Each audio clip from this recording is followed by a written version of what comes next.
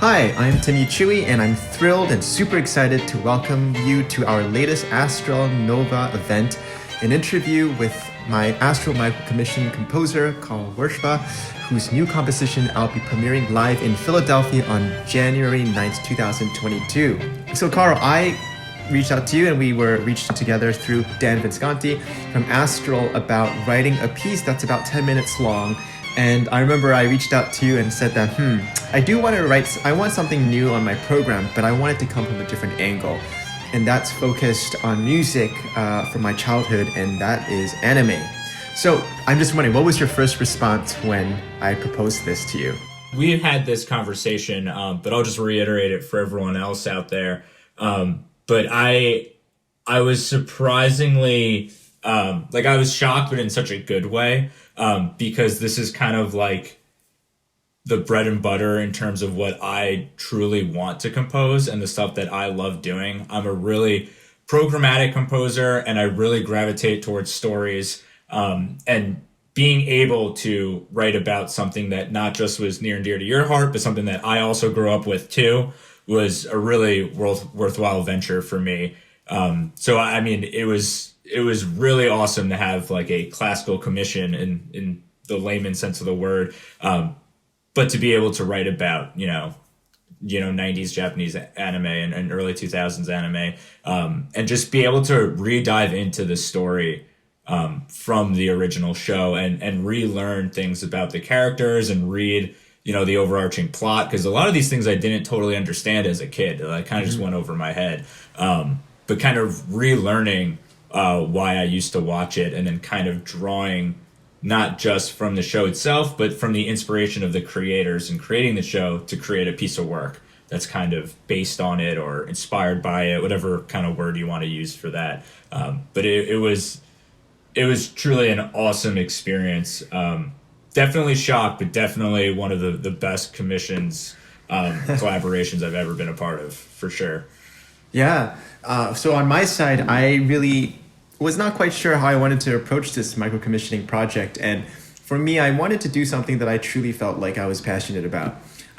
I loved anime, and I found that the music soundtrack that came with those shows in the 90s and the early 2000s were so memorable, because I remember just before I was about to talk to Dan at the time and just say, I have to come up with a project, but I don't really know what to do, I saw a little clip of Pokemon. And Pokemon was one that I really, really, really loved growing up. The gotta catch 'em all the time, and that was just really, it's like such powerful and impactful music. I reached out to you writing the music based and inspired on the really, really popular anime Sailor Moon. And the reason, I don't know if I ever told you this, but one of the reasons why I ended up going with that is because I remember in elementary school, everybody was watching this.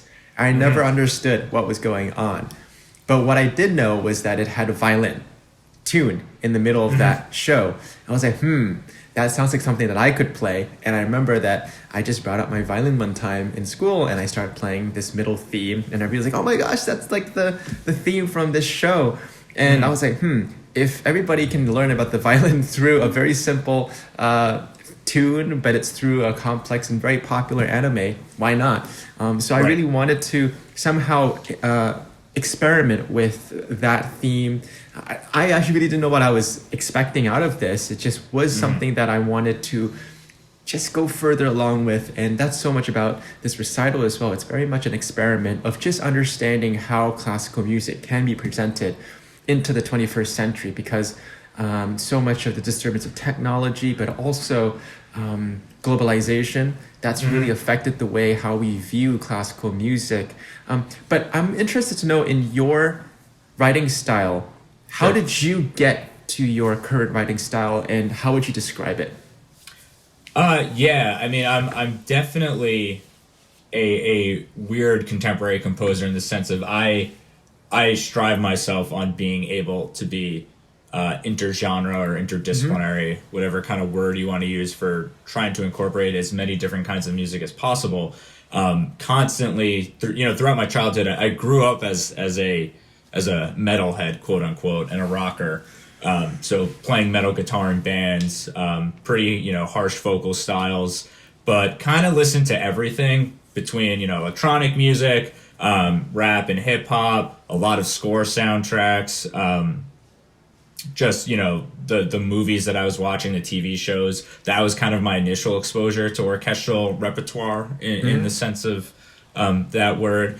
But yeah, when I started kind of realizing that this composition thing was something that I wanted to pursue, I made it a big deal to actively incorporate all of my past experiences within a multitude of genres into the music that I write. And I think that's kind of been one of my strongest suits so far. Moving forward is incorporating my rocker elements and more of popular vernaculars into my music. So yeah, my style is kind of all over the place. Like I've written a 12-tone piece for one commission. I've done, straight like pop dance music for another. And then I do these interesting experimental stuff like this commission where it's kind of all over the place and each movement's pretty different in its own right. But it all kind of uniquely comes together because of the programmatic nature, I think, of my music. And I'm trying to paint a story usually so I could incorporate all these different styles. And as long as it makes sense in terms of a hierarchical kind of narrative or drama, I think it all fits together nicely. So yeah, I think my style is kind of all over the place, but I don't like to put myself in a box. Yeah. No, that's great. I like the way that we're always shape-shifting as artists. And it's actually quite surprising. Some of the artists that I know, and easy for me to categorize their style of performance, their style of writing. They themselves are saying, I'm constantly changing. I don't categorize myself. But on the outside, it's easier for me to actually categorize them. But It's just so humbling to know that we're always on the constant outlook of how we're portraying our art form. Right. Yeah. My question for you next is, before we actually get into the actual piece, how would you describe that writing this type of music is contrary or similar or indifferent, or what are the differences between that as opposed to someone who's saying, I want a classical violinistic piece out of your complete mind geniusness rather than an inspiration from something that's already been written and adapted and recreated? Or even just music of film track music. How does that overall change your style of writing, your approach? Sure. What's inherently different about it? There's so much amazing music in film, video games, TV, every kind of media content you can think of. There's really, really talented composers working in that medium. And they're writing really interesting and awesome music. And I don't think that one is better than the other necessarily. So I don't know if my mindset would change, writing a normal classical, violin sonata versus writing this kind of piece that's inspired by, Japanese anime. So it's hard for me to put it into words in the sense of I don't know if there really is a difference between my creative approaches. I tend to like our process better because we had something that we both emotionally connected to together, and it was something that I could kind of build off of and take the story that was already developed by other people and the show itself and kind of use that as inspiration. Whereas if I was asked to write just a normal violin sonata, I'd probably do a lot of those things, but I would just kind of do them on my own and not tell anyone about them. I would kind of create an arc and a narrative to myself. I'd probably create themes and leitmotifs to a certain extent and just not tell everyone else the story. So for me personally as a composer, I think there's very little difference between my, art music and programmatic music in the sense. I think there's always some kind of dramatic narrative going on. It's just whether or not you're aware of it, and whether the audience has any kind of tie to the material itself beforehand. Which I think this will be a really interesting experience for both of us, because I'm sure there's going to be audience members who know of the anime and don't know the anime. And to hear their two different perspectives on interpretation of how they kind of hear the piece after it's premiered is going to be really fascinating. Because that's just a really cool psychological kind of avenue that we could probably dive deep on and spend careers studying. Whether knowing the programmatic nature of the story beforehand affects your your perception of the art music in and of itself. So why don't you walk us through the piece itself? And when I told you, I remember, like, you do what you want with it and how you want to organize the movements. So just give us a short summary of how you ended up with the form it is now. And we're constantly going to be still tweaking it around here and there, but give us the overarching inspiration and how you approached it and what it is. Absolutely. So it's the Sailor Moon fantasy, and we wanted to write something inspired by Sailor Moon, not just by the music of the show, but also the story and the characters itself. And when I first dove into the story and read up on the plots, there was a lot of fascinating things. One of the things is that it's not coincidence that the sailors are named after planets and their actual personalities and character represent the ancient gods and goddesses that those planets were named after. So it kind of already paints itself out to be a very cool kind of big operatic form where all the different characters had their own specific personality traits. And I didn't want it to be like totally a ripoff of like Host the Planets, right? Where he kind of already did that. But I wanted to do it in more of a nuanced way. So what I did was there's 5 main characters in the show. Well, there's tons of characters, but the 5 sailors, at least in the first season, that are predominantly the focal center. And they each have their own different characterization. So I'll go through the movements really quickly. But to start, I kind of listened to the original soundtrack and specifically the theme music. And I wanted to kind of capture the epicness and excitement of that initial opening scene. So I listened to it over and over and over again. And I tried to compose something that I thought emotionally had that same kind of impact and was close enough that it would kind of turn that side of your brain on. If you knew what the inspiration of the piece was beforehand, you would kind of already gravitate towards that world. So I tried to write something really evocative and specific enough to the intro music without being the intro music and kind of doing my own spin on that. So I started with that. The first movement is Sailor Venus. She's the guardian of love and beauty. So it kind of has that introduction material and then kind of my interpretation of what Venus kind of embodies. And then I take that musical material and I just kind of spin it out throughout the movement. So the second movement is Sailor Mercury. She's the guardian of water and wisdom. And then we move on to Sailor Mars, which is the guardian of fire and passion. The fourth movement is Sailor Jupiter, and she is the goddess of, or the guardian, sorry, of thunder and courage. And then the fifth one is finally Sailor Moon, which is the protagonist and what the show is named after, which is the guardian of love and justice.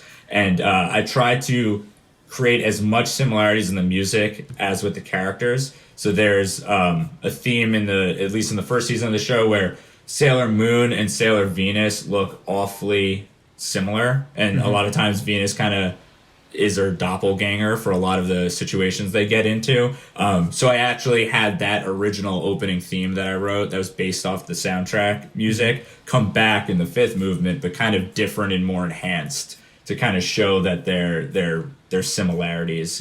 And then musically, I tried to just really embody what those guardians stood for as best as I could, and kind of really bring it to the forefront. I mean, there's definitely some host planets in there just from the nature of, they embody what they embody because they're named after these gods and goddesses. But that's kind of a general outline. I wanted it to be, 5 short movements, each with its own very specific personality, but kind of comes together as a whole as this, unique 5-person, intergalactic crime fighting team, which is kind of what they are at the end of the day. Yeah, powerful story. I think one of the cool things that I love about this anime was how strong the story was, and it's just got such a strong storyline. It's almost like an opera, if you imagine how we always base, but just in the form of the 20th century or 1990s, right? Right. The basic essence of drama, of opera, has not really changed that much. It's just come through a different medium.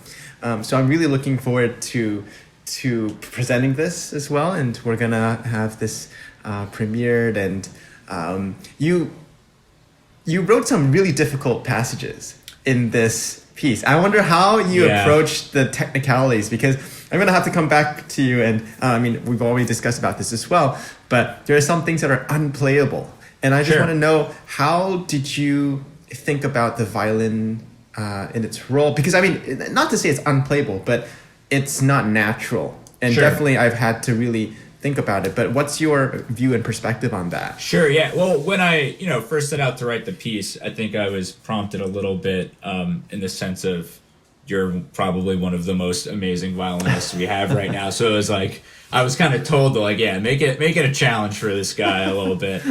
So I think I set out to make it, definitely virtuosic and challenging to begin with. But I definitely still am learning myself and have a ton to learn. And I definitely approach the violin like I do my own guitar, which lends itself to a lot of the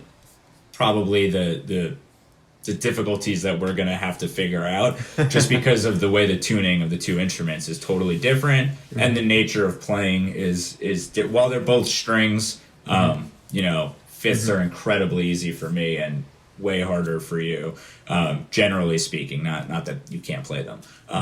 But so there's going to be probably stuff that we need to kind of tweak and figure out, just because some of those licks, like I could, blow through on guitar, but it's a totally different animal than when you're getting on a violin.